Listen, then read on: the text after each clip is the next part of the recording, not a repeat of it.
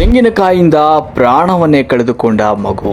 ನಮಸ್ಕಾರ, general TV ಕನ್ನಡಕ್ಕೆ ಸ್ವಾಗತ. ವೀಕ್ಷಕರೇ, ಈ ಪ್ರಪಂಚದಲ್ಲಿ ಅತ್ಯಂತ ಸುರಕ್ಷಿತವಾದ ಜಾಗ ಅಂದರೆ ಅದು ಅಮ್ಮನ ಮಡಿಲು. ಎಂತಹುದೇ ಕಷ್ಟ ಬಂದರೂ ಅಮ್ಮ ತನ್ನ ಕಂದಮ್ಮನನ್ನ ರೆಕ್ಕೆಯ ಕೆಳಗೆ ಬಚ್ಚಿಟ್ಟುಕೊಳ್ಳುವ ಕೋಳಿಯಂತೆ ಕಾಪಾಡ್ತಾಳೆ. ಆದರೆ ಆ ವಿಧಿಯ ಕ್ರೂರ ಆಟದ ಮುಂದೆ ಆ ತಾಯಿಯ ಮಡಿಲಿಗೂ ಮಗುವನ್ನ ರಕ್ಷಣೆ ಮಾಡಲು ಸಾಧ್ಯವಾಗಲಿಲ್ಲ.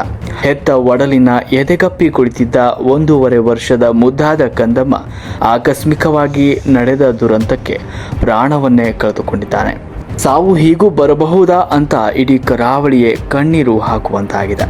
ಹೌದು, ಇಂಥದ್ದೊಂದು ಅತ್ಯಂತ ಹೃದಯ ವಿದ್ರಾವಕ ಘಟನೆ ನಡೆದಿರೋದು ಉಡುಪಿ ಜಿಲ್ಲೆಯ ಬ್ರಹ್ಮಾವರ ತಾಲೂಕಿನ ಚಾಂತಾರು ಹೆರಂಜೆ ಗ್ರಾಮದಲ್ಲಿ. ಇಲ್ಲಿನ ನಿವಾಸಿಗಳಾದ ಪ್ರಶಾಂತ್ ಮತ್ತು ಸುಚಿತ್ರಾ ದಂಪತಿಯ 2ನೇ ಪುತ್ರ ದಕ್ಷ. ಕೇವಲ 1.5 ವರ್ಷದ ಈ ಕಂದಮ್ಮ ತನ್ನ ಮುಗ್ಧ ನಗು ಹಾಗೂ ತೊದಲು ನುಡಿಗಳಿಂದ ಇಡೀ ಮನೆಯ ಬೆಳಕಾಗಿದ್ದ. ಆದರೆ ಈ ಬೆಳಕು ಇಷ್ಟೊಂದು ಬೇಗ ಕಮರಿ ಹೋಗುತ್ತೆ ಅಂತ ಹೆತ್ತವರು ಕನಸಿನಲ್ಲೂ ಕೂಡ ಯೋಚನೆ ಮಾಡಿರಲಿಲ್ಲ.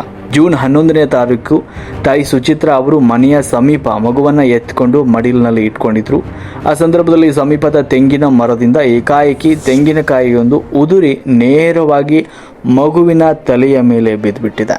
ಇನ್ನು ತೆಂಗಿನಕಾಯಿ ಬಿದ್ದ ರಭಸಕ್ಕೆ ಮಗು ದಕ್ಷ ತೀವ್ರವಾಗಿ ಗಾಯಗೊಂಡು ರಕ್ತದ ಮಡುವಿನಲ್ಲಿ ಪ್ರಜ್ಞೆಯನ್ನು ತಪ್ಪಿದ್ದ. ತಾಯಿಯ ಆಕ್ರಂದನ ಮುಗಿಲು ಮುಟ್ಟಿತ್ತು. ತಕ್ಷಣವೇ ಸ್ಥಳೀಯರ ಸಹಾಯದಿಂದ ಮಗುವನ್ನು ಮಣಿಪಾಲದ KMC ಆಸ್ಪತ್ರೆಗೆ ದಾಖಲು ಮಾಡಲಾಗಿತ್ತು. ವೈದ್ಯರು ಮಗುವಿನ ಪ್ರಾಣ ಉಳಿಸುವುದಕ್ಕೆ ಹರಸಾಹಸಪಟ್ಟರು.